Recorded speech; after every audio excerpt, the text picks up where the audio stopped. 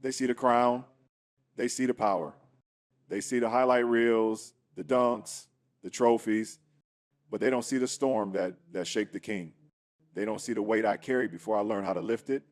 They don't see the boy behind the legend, a boy who had to become a warrior long before he became a champion. I didn't grow up with stability. I didn't grow up with guarantees. I grew up with movement, from house to house, couch to couch, neighborhood to neighborhood, chasing safety, chasing opportunity, chasing hope. While other kids were playing at sleepovers, I was wondering where we'd sleep. While kids dreamed of toys, I dreamed of a life where my mother didn't have to fight every day just to keep us alive. People look at the king and think my life began at the throne. No, my life began in the struggle, in the silence, in the moments where the world felt too heavy for a child to hold. Basketball wasn't a sport to me.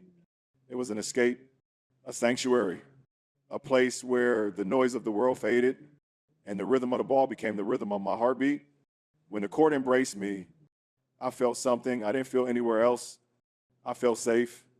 I remember the moment everything changed.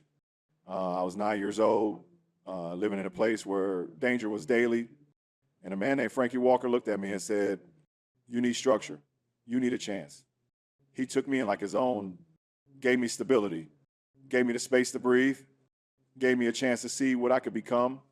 And once I tasted stability, I refused to let go of the hunger. I wasn't the tallest at first. I wasn't the strongest, but I had a fire inside me, a fire that came from watching my mother struggle, a fire that came from knowing my life had to mean something, a fire that came from carrying a dream bigger than my circumstances. People don't understand pressure didn't shape me, poverty did, pain did, purpose did. I didn't run from adversity. I grew inside it.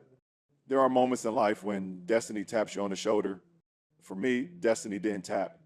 It placed a crown on my head when I was still a kid and whispered, "You will carry this." Chosen one, 17 years old, my face on the cover of Sports Illustrated. The world watching, the critics sharpening their knives. People waiting for me to rise or fall. They don't teach you how to handle that as a kid.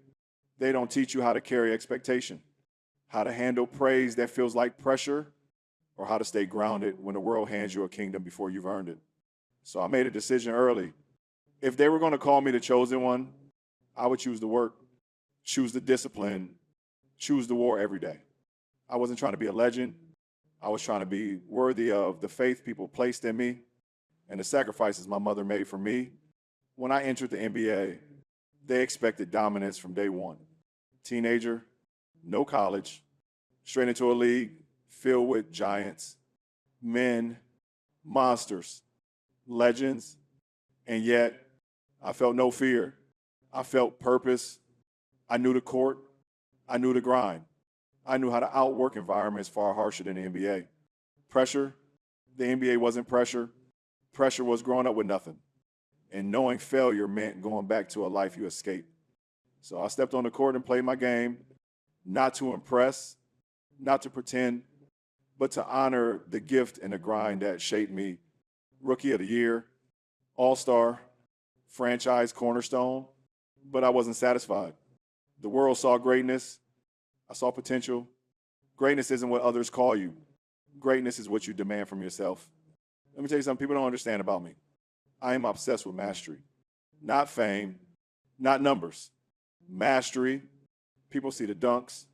They don't see the hours of film I study like a scientist. They see the celebrations. They don't see the 5 a.m.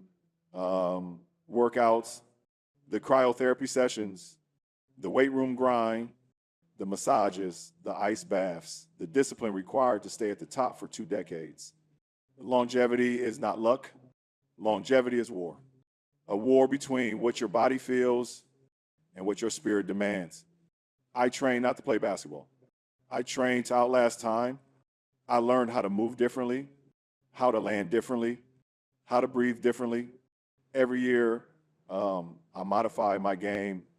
Every season, I reconstructed myself because a true warrior evolves or he gets left behind. Cleveland, 7 years of carrying a city desperate for a championship, 7 years of hearing he'll never win the big one. 7 years of shouldering a burden that felt like the weight of an entire state. I gave everything I had, but it wasn't enough. Leaving Cleveland was the hardest decision I ever made. People hated me, burned my jerseys, called me a coward. They forgot I was human. They forgot that warriors are allowed to choose their path. They forgot that sometimes you must leave so you can learn how to return stronger. Miami taught me how to win, not how to score. I always knew how to score. Miami taught me how to finish, how to lead, how to take the hits and still stand tall, how to block out the noise, silence the doubt, and let the work speak. 2 championships, but more importantly, I learned how to be a champion in my soul. Then came the moment destiny always intended. I returned home. People ask why return to the place that once felt betrayed? Why return to the city that doubted me? Because real kings don't run from their kingdoms. Real warriors return to the battlefield where they once failed. Real men repair what was broken. Cleveland didn't just want a championship. Cleveland needed a miracle. And in 2016, we delivered one of the greatest comebacks in NBA history. Down 3-1, the world laughing, the critics celebrating. But I looked at my teammates and said, why not us? Game 7, Oracle Arena, the final minutes, tired, exhausted, every muscle burning, every breath heavy, and then the block. People remember that play. They remember the moment, but they don't understand the thousands of hours I trained for that single second. 1 second can define you. 1 second can crown you. 1 second can immortalize you. That block wasn't luck. That block was destiny meeting discipline. When the final buzzer sounded and I realized we had done the impossible, I fell to the floor in tears, not because of the championship, but because the boy who grew up moving from couch to couch had finally brought a crown home. But my story didn't end there. The world wanted more, expected more, demanded more. So I evolved again. Los Angeles, new challenges, new team, new legacy, more doubters, more critics, more noise. And yet, I stayed focused. I didn't come to LA to chase fame. I came to build something bigger than basketball. Something for my family, something for my people, something for the next generation, the I Promise School. My promise to kids who grew up the way I did, kids who needed a chance, kids who needed stability, kids who needed hope. Because greatness means nothing if you don't use it to lift others. Let me tell you something about leadership. Leadership is not yelling. Leadership is not pointing fingers. Leadership is sacrifice. Leadership is showing up early and staying late. Leadership is carrying weight. Even when it breaks your back, leadership is being the calm. When the world around you is chaos. I became the leader I needed when I was young. I became the man I once prayed would walk into my life. I became an example I never had because the crown I wear is not made of gold. It is made of responsibility. Through injuries, losses, criticism, through every headline and every doubt, I remained myself. Even when others tried to define me, they said I passed too much. So I led the league in assists. They said I couldn't close. So I delivered in clutch moments repeatedly. They said I couldn't lead young players. So I mentored an entire generation. They said I wouldn't win in LA. So I raised another trophy. Everything they said I couldn't do became the reason I did.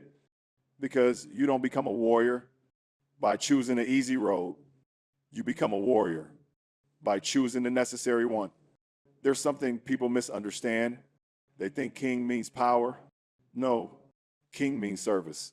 King means sacrifice. King means waking up every day and earning the crown all over again. I train not to prove the world wrong. I train to prove myself right. Every dunk, every assist, every defensive stop, every game winner, all of it was built in the shadows, in the lonely hours, and the quiet work. Discipline is not glamorous. Discipline is repetition. Discipline is pain. Discipline is saying again, when your body says stop, I am not the king because of what I won. I am the king because of what I endured. Let me give you a glimpse of the truth. There were mornings my body felt like it was falling apart. Mornings where I questioned how many years I had left. Mornings where the grind felt endless. But every time doubt spoke, discipline whispered louder. People don't know how much I've invested in longevity. Millions of dollars every year, miles of conditioning, hours of recovery, every detail of my life designed for mastery.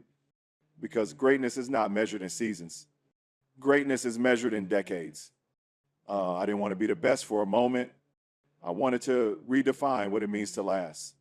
And now, after 20 years in the league, after championships, after MVPs, after the highest expectations the world has ever placed on a young athlete, I stand here not as a man who survived the pressure.